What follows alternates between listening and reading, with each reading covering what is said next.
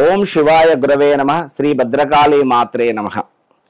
సదాశివ సమారంభం శంకరారాధ్య మధ్యమం అస్మదాచార్య పర్యంతం వందే గురు పరంపరాం. నేను మీ డాక్టర్ కాళేశ్వరం సుమన్ శర్మ.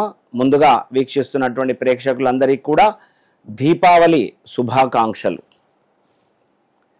మనకు దీపావళి అనగానే మూడు విషయాలు మనకి మదిలో మెదులుతాయండి.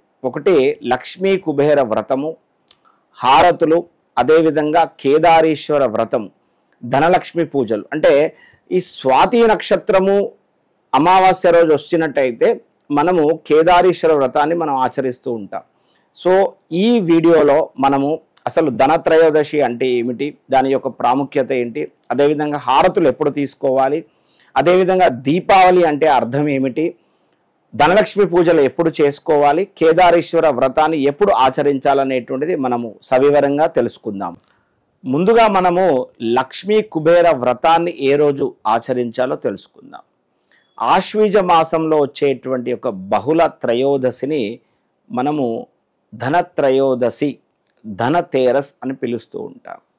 ఆ రోజు లక్ష్మీ కుబేర వ్రతాన్ని ఆచరించాలి. మరి అందరికీ తెలుసు, కుబేరుడు ఉత్తర దిక్కుకు అధిపతి, సిరి సంపదలకు కూడా అధిపతి, లక్ష్మీ అమ్మవారు అష్టైశ్వర్యములకు కూడా అధిపతి కదా. అసలు ఈ యొక్క లక్ష్మీ అమ్మవారికి కుబేరుడికి ఏంటండి సంబంధం, అసలు ఆ రోజు ఎందుకు లక్ష్మీ కుబేర వ్రతాన్ని ఆచరించవచ్చు అనేటువంటిది సందేహం చాలా మందిలో ఉంది. అయితే లక్ష్మీ కుబేర వ్రతం అనేటువంటిది ధనత్రయోదశి రోజు మాత్రమే చేయమని చెప్పలేదండి. ఇది ఎప్పుడైనా కూడా మీరు ఆచరించవచ్చు. అంటే మాఘమాసంలో కానివ్వండి, శ్రావణ మాసంలో కానివ్వండి, కార్తీక మాసంలో కానివ్వండి, ఈ యొక్క లక్ష్మీ కుబేర వ్రతాన్ని ఆచరించవచ్చు. అయితే ఈరోజు యొక్క విశేషం ప్రకారంగా ఏంటంటే, ధనవంతరిగా విష్ణుమూర్తి ధనవంతరి అవతారం ఎత్తినటువంటి ఒక రోజు కాబట్టి మనకు కావాల్సింది ఏంటంటే, మొట్టమొదటిగా ఆరోగ్యమైనటువంటి ఒక శరీరం, ఆయుష్ కావాలి. సో కాబట్టి మనకు తర్వాత పోషణ నిమిత్తమైనటువంటిది మనకు ధనము, ధాన్యము ఇవన్నీ కూడా కావాలి. కాబట్టి ఆ రోజు అంటే ధనవంతరి ఉద్భవించినటువంటి ఒక రోజు కాబట్టి, అదేవిధంగా అదే రోజు లక్ష్మీ కుబేర వ్రతాన్ని కనుక ఆచరించినట్లయితే మనకు అష్టైశ్వర్యములు, అదేవిధంగా నవనిధులు కూడా మనకు ప్రాప్తించేటువంటి అవకాశం ఉంటుందిగా మనకు పురాణాలలో చెప్తూ ఉంటారు. అయితే ఈ సంవత్సరము 29వ తారీఖు రోజు మంగళవారము సుమారుగా ఉదయం 11:02 నుంచి త్రయోదశి ప్రారంభమవుతుందండి. మరుసటి రోజు అంటే 30వ తారీఖు రోజు బుధవారము 12:52 వరకు కూడా త్రయోదశి ఉంది. అయితే కొన్ని ప్రాంతాలలో సాయంత్రం లక్ష్మీ కుబేర వ్రతం చేసుకునేటువంటి ఆనవాయితీ ఉంది, కొన్ని ప్రాంతాలలో ఉదయం చేసుకుంటూ ఉంటారు. అయితే ఎవరైతే సాయంత్రం ఆచరించాలనుకునేటువంటి వాళ్ళు 29వ తారీఖు రోజు మంగళవారం రోజు ఆచరించవచ్చు. ఉదయాన్ని ఆచరించాలనుకునేటువంటి వారు 30వ తారీఖు బుధవారం రోజు ఉదయాన్ని మీరు ఈ యొక్క లక్ష్మీ కుబేర వ్రతాన్ని మనము ఆచరించవచ్చు. అయితే ఇక్కడ అష్టైశ్వర్యములు అంటూ ఉంటాం కదా, అసలు అష్టైశ్వర్యములు అంటే ఏమిటో మనం తెలుసుకుందాం. మొట్టమొదటివంటిది రాజ్యము, రెండవది సంపద, మూడవది ధాన్యము. అంటే మనం తినేటువంటిది ఏదైతే ఉందో వాటి సిరిధాన్యాలు అంటూ ఉంటాం కదా, ఆ ధాన్యం. అంటే మొదటిది రాజ్యము, రెండవది ధనము, మూడవది తినేటువంటి ఒక పదార్థాలు అంటే ధాన్యము. అదేవిధంగా నాలుగవది ఏదైతే ఉందో ఇల్లాలు, ఐదవది ఏదైతే ఉందో సంతానము, ఆరవది ఏదైతే ఉందో గౌరవ మర్యాదలు, ఏడవది ఏదైతే ఉందో విద్య, ఎనిమిదవది ఏదైతే ఉందో వివేకము. ఈ ఎనిమిదిటిని మనకు అష్టైశ్వర్యములు అంటాము. మనం అష్టైశ్వర్యాల గురించి తెలుసుకున్నాం కదా. అదేవిధంగా నవనిధులు, అంటే ఈ నవనిధులకు కుబేరుడు అధిపతి. పద్మము, మహాపద్మము, శంఖము, మకరము, కశ్యపము, అదేవిధంగా ముకుందము, కుంభము, నీలము మరియు కర్వము అనేటువంటి ఈ యొక్క 9 కూడా సముద్రంలో చాలా అడుగులో, చాలా లోతులో కూడా దొరికేటువంటి ఒక చాలా విలువైనటువంటి ఒక వస్తువులు. వీటిని మణిమాణిక్యాలు అంటూ ఉంటాం కదా, చాలా విలువైనటువంటి. సో ఈ నవనిధులకు అధిపతి అయినటువంటి కుబేరుడు, అదేవిధంగా అష్టైశ్వర్యములకు అధిపతి అయినటువంటి యొక్క లక్ష్మీ అమ్మవారు. సో లక్ష్మీ కుబేరాన్ని కనుక, లక్ష్మీ కుబేర వ్రతాన్ని కనుక మనం ఈ యొక్క ధన్వంతరి ఉద్భవించినటువంటి రోజు అంటే ఆశ్వీజ బహుళ త్రయోదశి రోజు కనుక ఈ వ్రతాన్ని కనుక ఆచరించినట్లయితే మనం ఎప్పుడు కూడా అన్నపానాలకు లోటు లేకుండా సిరి సంపదలతోటి గౌరవ మర్యాదలతోటి చక్కటి సంతానంతో మన వంశవృద్ధి కలుగుతూ ఎల్లవేళ్ళ ఉంటాం. హారతులు ఏ రోజు తీసుకోవాలి? మనకు నరక చతుర్దశి రోజు హారతులు తీసుకునేటువంటి ఆనవాయితీ. అయితే 2 సాంప్రదాయాలు ఆచరణలో ఉన్నాయి. ఒకటి సూర్యోదయం పూర్వమే అంటే సుమారుగా 3 గంటలకు 4 గంటల ప్రాంతంలోనే హారతులు తీసుకునేటువంటి పద్ధతి ఉంది. కేవలం దంతధావనం అంటే పళ్ళు తోముకొని మాత్రమే హారతులు స్వీకరిస్తూ ఉంటారు. ఇంకొక సాంప్రదాయం ఏంటంటే సూర్యోదయం తర్వాత ఇంట్లో దేవతార్చన చేసిన తర్వాత అప్పుడు హారతులు స్వీకరిస్తూ ఉంటారు. ఎవరైనా కూడా 30వ తారీఖు రోజు అంటే ఆశ్వీజ మాసంలో వచ్చేటువంటి ఒక బహుళ చతుర్దశి నరక చతుర్దశి 30వ తారీఖు రోజు ఈ సంవత్సరం 30వ తారీఖు రోజు బుధవారం రోజు సుమారుగా 12:52 నుంచి చతుర్దశి ప్రారంభమవుతుంది. మరుసటి రోజు అంటే 31వ తారీఖు రోజు మధ్యాహ్నం 2:52 వరకు కూడా మనకి చతుర్దశి ఉంటుంది. సో కాబట్టి మనం సూర్యోదయాది ముందు తీసుకునేటువంటి వారు అయినా సూర్యోదయం తర్వాత తీసుకునేటువంటి వాళ్ళ హారతులు అయినప్పటికీ కూడా మనం గురువారం రోజు 31వ తారీఖు రోజు మాత్రమే మనము హారతులు అనేటువంటిది మనము స్వీకరించాలి, జరుపుకోవాలి. దీపావళి ఏ రోజు జరుపుకోవాలి? ధనలక్ష్మి పూజ ఏ రోజు చేసుకోవాలో తెలుసుకుందాం.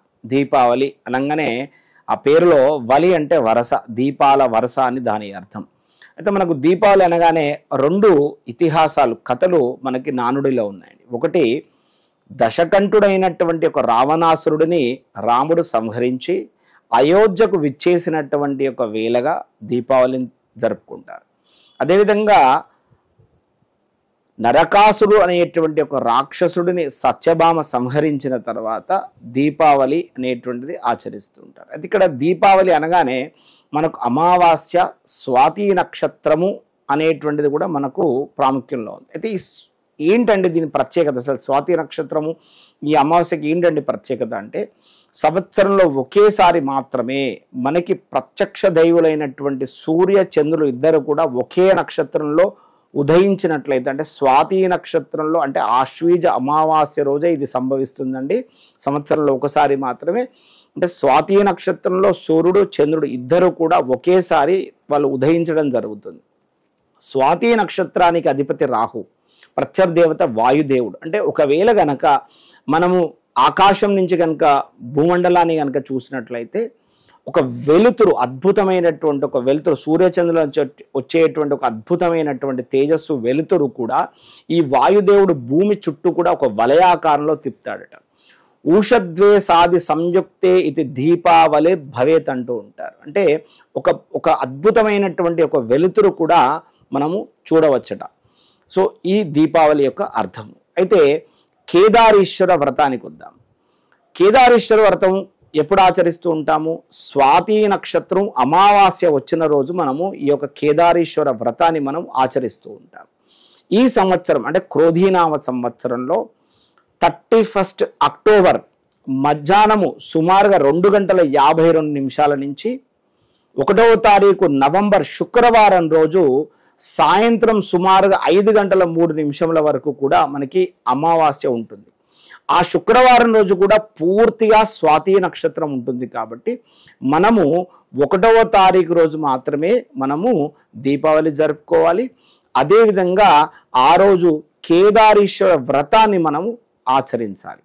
అందరికీ తెలుసు స్వాతి నక్షత్రం అమావాస్య వచ్చినప్పుడు మాత్రమే ఈ యొక్క కొత్త నోములు అనేటువంటిది స్వీకరిస్తూ ఉంటారు. అయితే పడిపోయినటువంటి యొక్క నోములైనా పర్వాలేదు, ఏ కారణం చేత ఏ యొక్క ఇబ్బంది చేత కానీ ఆగిపోయినట్టు కానీ పడిపోయినటువంటి యొక్క నోములు కూడా తిరిగి మీరు ఆచరించవచ్చు. అదేవిధంగా కొత్త నోములను కూడా మీరు స్వీకరించవచ్చు. అంటే ఈ సంవత్సరము క్రోధీనామ సంవత్సరంలో కొత్త నోములు ఉన్నాయి, కొత్త నోములు ఆచరించవచ్చు. సరే, ఏదైనా కారణం చేత కేదారీశ్వర వ్రతాన్ని ఆ రోజు మనం ఆచరించలేదండి అంటే అంతకుముందు పట్టుకున్నటువంటి వాళ్ళ గురించి చెప్తున్నాను. కొత్తగా పట్టుకునేటువంటి వారు ఖచ్చితంగా అమావాస్య స్వాతి నక్షత్రం రోజే పట్టుకోవాలి. అంతకుముందు ఎప్పుడో కొన్ని సంవత్సరాల క్రితం పట్టుకున్నటువంటి వాళ్ళు ఆ రోజు అనుకోకుండా వీలవ్వలేదు, చేసుకోలేకపోయారు అనుకోండి, మరి ఇంకా చేసుకోరాదా అని అంటే అలా ఏమీ లేదండి. కార్తీక మాసము మొత్తము కూడా కేదారీశ్వర వ్రతాన్ని మీరు ఆచరించవచ్చు. అయితే ఎప్పుడు ఆచరించవచ్చు అంటే ఏ రోజైనా ఆచరించవచ్చు. అయితే 2 రోజుల విషయం నుంచి చెప్తానండి. మనం సహజంగా కేదారీశ్వర వ్రతాన్ని ఆచరించడంలో మనకు 2 సాంప్రదాయాలు ఉన్నాయండి. ఒకటి, పొద్దున మనం కేదారీశ్వర వ్రతాన్ని చేసుకుంటే మళ్ళీ సాయంత్రం ఒకసారి దీపారాధన చేసి మరొకసారి పూజ చేసుకున్న తర్వాత మనం కదిలించుకునేటువంటి ఒక పద్ధతి ఒకటి ఉందండి. ఇంకోటి ఏం చేస్తారంటే, ఇవాళ కేదారీశ్వర వ్రతాన్ని కనుక మనం ప్రారంభం చేస్తే మరుసటి రోజు అంటే ఆ రోజు దేవుడు నిద్ర చేస్తాడు అని మరుసటి రోజు దీపం పెట్టి మళ్ళీ తిరిగి నైవేద్యం పెట్టి మళ్ళీ కదిలించుకునేటువంటి ఒక సాంప్రదాయం కొంతమందిలో ఉంది. కాబట్టి ఒకవేళ కనుక మనం సోమవారం ఆచరించినట్లయితే తెల్లారి మంగళవారం మనం ఎవరం కూడా మనము దేవుళ్ళని కదిలించం. అదేవిధంగా గురువారం కనుక చేసుకున్నాం అనుకోండి, శుక్రవారం కదిలించేటువంటి అవకాశం లేదు. సో అది ఒక్కసారి మీరు గమనించుకొని మీ పురోహితులు వాళ్ళ సలహాలు కూడా మీరు తీసుకొని కార్తీక మాసంలో ఎప్పుడైనా ఏ రోజైనా కూడా మీరు కేదారీశ్వర వ్రతాన్ని మీరు ఆచరించవచ్చు. కేవలము ఆశ్వీజ మాసంలో వచ్చేటువంటి స్వాతి నక్షత్రం అమావాస్య రోజే చేసుకోవాలని కాదండి. కార్తీక మాసం అంతా కూడా మీరు వీలు చూసుకొని ఎప్పుడైనా ఈ యొక్క కేదారీశ్వర వ్రతాన్ని మీరు ఆచరించవచ్చు. కానీ కొత్త నోములు పట్టుకోవాలనుకునేటువంటి వాళ్ళు, పడిపోయిన నోములు మళ్ళీ తిరిగి పట్టుకోవాలనుకునేటువంటి వాళ్ళు మాత్రం ఖచ్చితంగా ఈ యొక్క ఆశ్వీజ మాస అమావాస్య స్వాతి నక్షత్రం అంటే 1వ తారీఖు నవంబర్ శుక్రవారం రోజు మాత్రమే ఆచరించాలండి. చివరిగా ధనలక్ష్మి పూజ, మహాలక్ష్మి అమ్మవారి పూజ ఎప్పుడు ఆచరించాలి?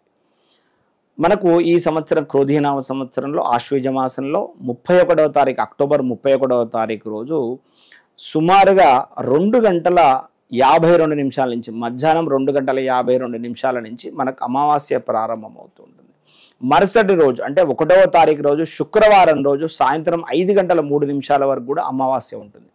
అయితే సాయంత్రం పూట అమావాస్య ఉన్నటువంటి సమయంలోనే మనము ఈ యొక్క ధనలక్ష్మి పూజ చేసుకోవడం అనేటువంటిది ఆనవాయితీ. అయితే కొంతమంది ఈ ధనలక్ష్మి పూజతో పాటుగా అంటే ఇంట్లో చేసుకుంటారు కొంతమంది ధనలక్ష్మి పూజ, కొంతమంది వ్యాపార స్థలాలలో కూడా ఆచరిస్తూ ఉంటారు. ఇలా వ్యాపార స్థలాల్లో ఆచరించేటువంటి వాళ్ళు కొత్త పుస్తకాన్ని అంటే కొత్త ఖాతా పుస్తకాన్ని కూడా రాసుకుంటూ ఉంటారు. దాని సహజంగా మనం దాన్ని పుస్తకాల మూరతు అని అంటూ ఉంటాం. మరి ఎప్పుడు ఆచరించాలండి అంటే 31వ తారీఖు రోజు గురువారం రోజు సాయంత్రం 7 గంటల నుంచి 8:30 వరకు కూడా ఈ యొక్క ధనలక్ష్మి పూజ ఆచరించడం కానీ కొత్త పుస్తకాలు రాసుకోవడం కానీ అంటే పుస్తకాల ముహూర్తం నిర్ణయం అంటే చేసుకోవడం అనేటువంటిది చెప్పదగినటువంటి ఒక సూచన అండి.